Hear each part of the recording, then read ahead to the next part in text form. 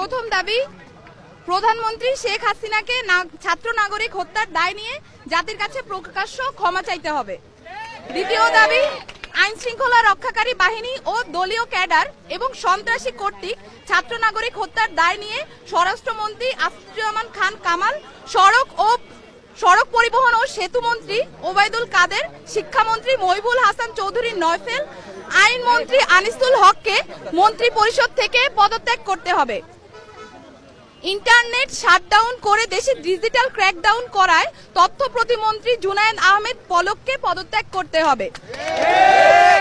আন্তর্জাতিক মিডিয়ায় শহীদ শিক্ষার্থী এবং আন্দোলনরত শিক্ষার্থীদেরকে ড্রাগ অ্যাডিক্ট বলে কুরুচিপূর্ণ ও মিথ্যা বক্তব্য দিয়ে এবং আন্দোলনকে ভিন্ন খাতে প্রবাহিত করার চেষ্টা করায় তথ্য প্রতিমন্ত্রী মোহাম্মদ এ আরাফাতকে পদত্যাগ করতে হবে। ঢাকা দাবি নাম্বার